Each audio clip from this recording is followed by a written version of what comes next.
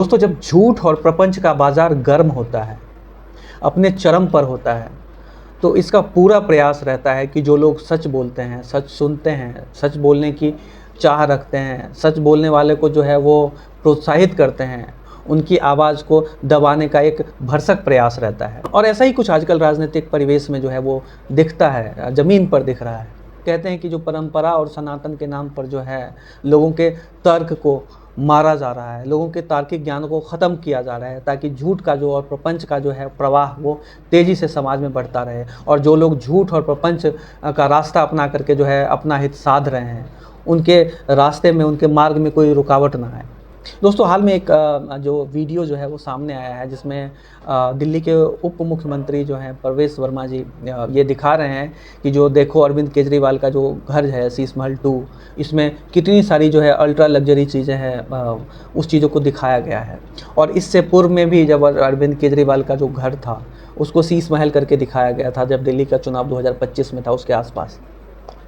और जब दोबारा से जो परवेश वर्मा जी दिखा रहे थे उस वीडियो को, उसमें जो फ़ोटोज़ थी घर के जो सामान थे, फर्नीचर थे, घर के जो इंटीरियर था उसका, तो जब बाद में पता चला कि ये जो फ़ोटोज़ हैं ये इंटरनेट से ली गई फ़ोटो हैं, और उसको जो है वो परवेश वर्मा जी दिखा रहे थे।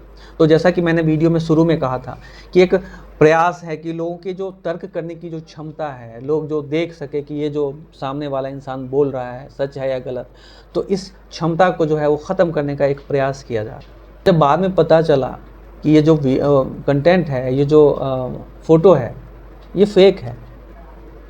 और सबसे अहम बात है दोस्तों, जिसकी तरफ कोई ध्यान नहीं दे रहा, मैं पूछना चाहता हूं कि अगर शीश महल 1 था, अरविंद केजरीवाल का शीश महल था वो, तो अब तो अरविंद केजरीवाल जी चले गए, तो उस शीश महल में अब कौन रह रहा है?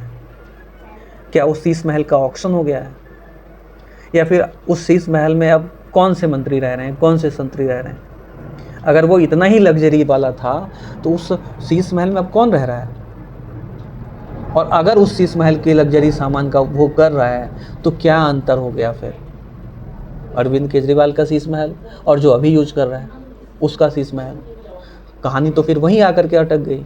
और दूसरी बात यह है कि ये जो अभी सरकारी आवास जो मिला है अरविंद केजरीवाल को, तो दोस्तों आपको समझना पड़ेगा कि एक सरकारी नियम प्रोटोकॉल होता है कि जो पूर्व मुख्यमंत्री होते हैं उनको एक आवास दिया जाता है। और जब अरविंद केजरीवाल ने जो है आवास के लिए अप्लाई किया, तो बीजेपी की जो सरकार है उसने अरविंद केजरीवाल को आवास देने से मना कर दिया। और दोस्तों, फिर अरविंद केजरीवाल को कोर्ट जाना पड़ा अपने जो आवास को लेने के लिए, अपने हक का जो आवास है उनको लेने के लिए कोर्ट जाना पड़ा। तो इस तरह की जो है मानसिकता है, इस तरह का जो राजनीतिक द्वेष चलता है दो पार्टियों के बीच। और हमें समझना पड़ेगा दोस्तों कि जब इस तरह का माहौल होगा तो देश के बारे में कौन सोच रहा है और हमारे और आपके बारे में कौन सोच रहा है। अगर हम आपके साथ आ गए तो बहुत बढ़िया है, और अगर हम आपके साथ नहीं आए, आपकी बातों में हाँ नहीं मिलाया, तो फिर मैं गलत हूँ, फिर मुझे डिफेम किया जाएगा। और राजनीति में तो ये बहुत सदियों से चलता आया है, राजनीति का एक अहम हिस्सा है। राजनीति की जब बिसात बिछती है, राजनीति का जब शतरंज चलता है, तो इस तरह की चीज़ें, इस तरह की चालें चली जाती हैं, जो अब आए दिन देखने में आता है दोस्तों। तो ये सारी बातें जो है ना, कौन सच बोल रहा है, कौन झूठ बोल रहा है, जब तक हमारे अंदर जो तर्क करने की क्षमता नहीं होगी, हमारे अंदर जो वो ज्ञान नहीं होगा, हम नहीं समझ पाएंगे इनकी चालों को। और एक नागरिक के तौर पर हमें समझना पड़ेगा, आंख बंद करके जो हमारे नेता हैं या हमारे जो भी लोग हैं जिनको हमने आगे कर रखा है अपनी बातों को आगे पहुंचाने के लिए, उनकी बातों पर आंख बंद करके भरोसा नहीं किया जा सकता। क्या पता वो चीज़ कर रहे हैं जो हमारे और आपके लिए अच्छा नहीं है, और जिस सोच करके हमने उनको वोट करा था, कल को चल करके वो हमारे जो राजनीतिक, जो हमारे जो आइडियोलॉजी के अगेंस्ट लोग हैं, उनके साथ जाकर के हाथ मिला लें। और ऐसा प्रकरण आए दिन हो रहा है। तो इसीलिए तो राजनीति जो है, राजनीति की जो छवि है वो लोगों के नज़र में जो है वो इतनी अच्छी नहीं है जितनी होनी चाहिए। अन्यथा राजनीति एक ऐसी चीज़ है, बहुत अच्छी चीज़ है, जो एक अवसर प्रदान करता है लोगों को वाकई में सेवा पहुंचाने का। लेकिन जब लोग अपनी सेवा में लग जाते हैं तो फिर तो दूसरे की सेवा जो है वो हाशिए पे चली जाती है। खैर दोस्तों, इस बारे में आपका क्या कहना है? इस तरह का जो माहौल चल रहा है आजकल, इस बारे में अपनी राय ज़रूर बताइएगा कमेंट बॉक्स के ज़रिए।